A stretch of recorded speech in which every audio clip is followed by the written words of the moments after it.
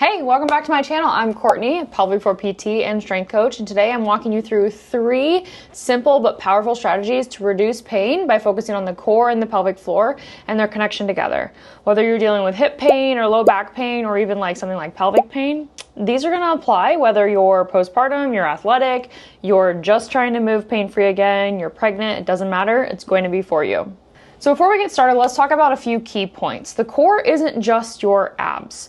It's a pressure system that includes the diaphragm, the pelvic floor, the deep core, and the spine. And if one part of the system isn't functioning well, like a tight or a weak pelvic floor, it's going to throw literally everything off. And this often leads to compensation. So you can think like tight hips, chronic back pain, achy joints, and it doesn't go without stretching, right? So common patterns I see a lot. One of them is going to be breath holding, especially during exercise, poor posture, rib flaring or collapsed ribs, and then over gripping your glutes or over gripping your abs. And for example, like what happens a lot with over gripping is compensatory mechanisms that then lead to pelvic floor tension or a really tight like abdomen. And some people will complain of like abdominal pain from it. So there's a lot of things that can kind of roll back into like pelvic floor tension that can lead to issues around the pelvis and up into the back. So here's a super quick example. I've worked with clients who've had years of SI joint pain, and when we trained them how to breathe and engage their core dynamically together, their pain dropped dramatically in a few weeks. And why this is because you reconnect the system together. So part 2 is going to be breathing for pressure regulation. So 360-degree breathing or diaphragmatic breathing is going to be really helpful to get everything moving. So this is where your ribs expand side to side, front to back. You're not just belly puffing and you're not just breathing through the chest. Your diaphragm and pelvic floor move together. When you inhale, pelvic floor drops, exhale, it lifts. This really reduces the pressure down into your pelvic floor or your low back and supports your spine. So I want you to try this, and I have videos on this too, of course. But place one hand on your ribs and the other hand on your belly. You're going to inhale and feel both expand, and then exhale, feel them both kind of contract back in and your pelvic floor up. That's going to make sure your natural core system works with your breath. Number 2 is going to be alignment over posture. I don't teach perfect posture at all. I teach dynamic alignment. And one thing I also teach and tell people is that your next posture is your best posture. So you're thinking ribs over hips, softness in the knees, feet is rooted to the ground, right? You're not crisscross applesauce. You're not sitting with your butt tucked under you all the time. Your ribs aren't flared and they're also not tucked in your core. If you have all these different compensatory patterns, your pelvic floor and your core and your breath can't fire properly, and that's where compensations start to creep in. So in terms of good posture, I want you to think about stacking your ribs over your hips like building blocks. This opens up your breathing and sets your core up to work with you and not against you. So first things first, I want you to stand face forward, feet on the ground, stack your ribs over your hips. You should think about having a nice line that goes from your ear, through your shoulder, through your hip, through the side of your ankle. Should be a one shot down the middle, right?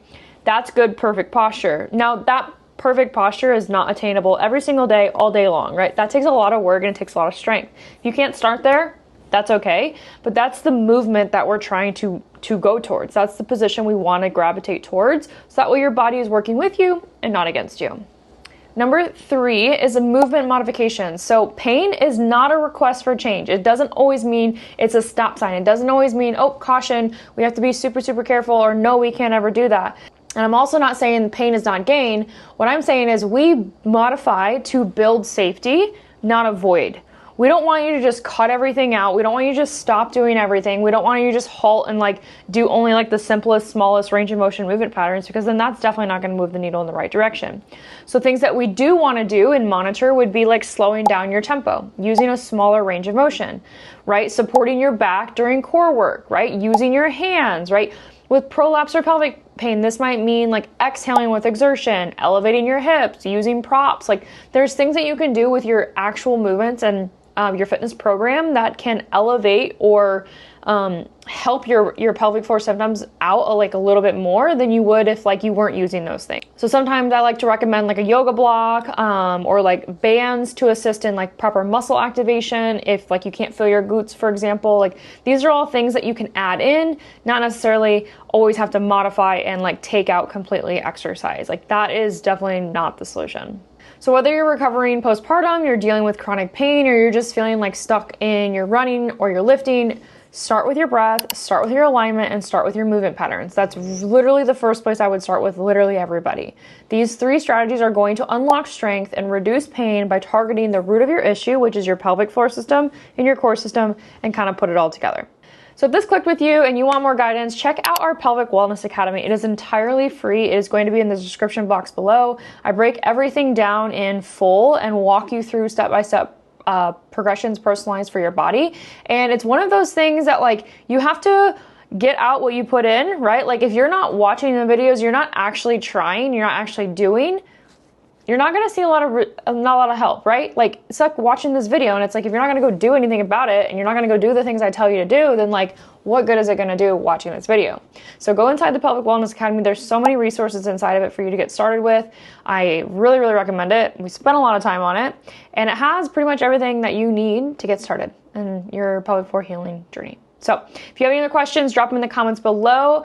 And if I haven't asked you already, to make sure to like and subscribe this video so that way you don't miss another video coming your way.